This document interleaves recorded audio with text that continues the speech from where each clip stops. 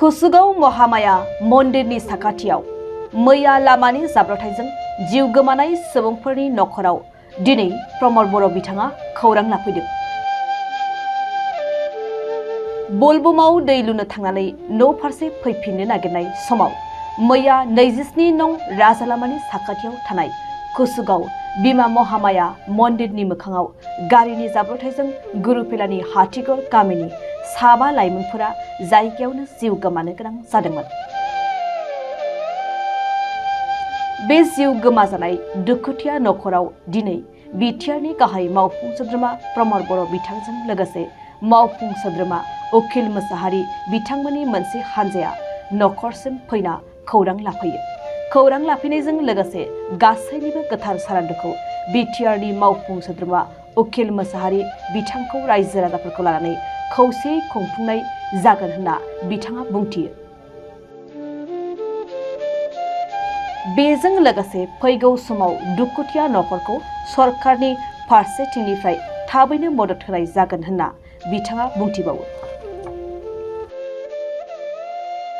যোৱাকালি বিভিন্ন ঠাইত বহুতখিনি এক্সিডেণ্টৰ ঘটনা হৈছে আৰু ইয়াৰ ভিতৰত আমাৰ কচুগাঁৱত যিটো হৈছে সেইটো খুব এটা মৰ্মান্তিক হয়।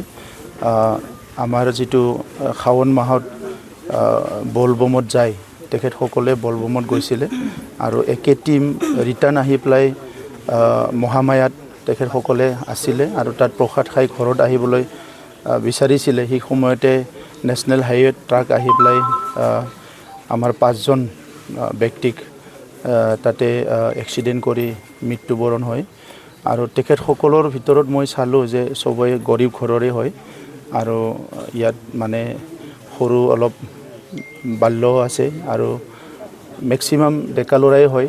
তো প্ৰত্যেকটা পৰিয়ালৰে বহুত ডাঙৰ ডাঙৰ ক্ষতি হৈছে কাৰণ সবেই গৰীব পৰিয়াল, উপাৰ্জনৰ কাৰণে মানুহ নাই। তো সেইকাৰণে আমি আহি পেলাই খবৰ লৈছোঁ আৰু আহি থকা সময়ত তেখেতসকলৰ পৰিয়ালটো যাতে চলাই যাব পাৰে কাৰণ এটা ফেমিলিত দেখিছোঁ মই এজন সিষ্টাৰ আৰু এজন মা আছে আৰু এটা ফেমিলিত দেখিলোঁ যে মা দেউতা আছে কিন্তু দেউতা পেৰালাইজ আৰু সিষ্টাৰো অলপ ডিজেবল হয়। চ' বহুতখিনি অলপ দুখদায়ক এটা ঘটনা, দুখ লগা এটা ঘটনা এটা দেখিবলৈ পাইছোঁ বা পৰিৱেশ এটা দেখিবলৈ পাইছোঁ।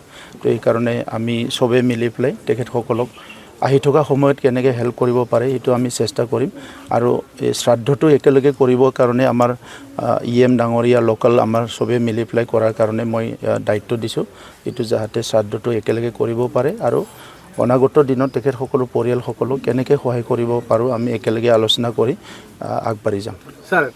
ইয়াৰ ব্ৰেকেটটো ব্যৱস্থা কৰিম যাতে ইয়াত সোনকালে ব্ৰেকেটটো দিব পৰা যায়। মই যোৱাকালি সেইটো আলোচনা কৰিছোঁ আৰু হয়তো 2 এদিনতে সেই ব্ৰেকেট দিয়াৰ কাৰণে আমি ব্যৱস্থা কৰিম। আৰু এটা গুৰুফালে ৰাইজৰ এটা দাবী যে ইয়াতে আণ্ডাৰপাছ বনাইছে কিন্তু তাতে চলাচলৰ কাৰণে যথেষ্ট অসুবিধা।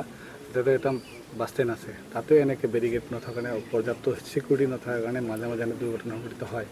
এই বিষয়ে আপুনি কি ধৰণৰ ব্যৱস্থা?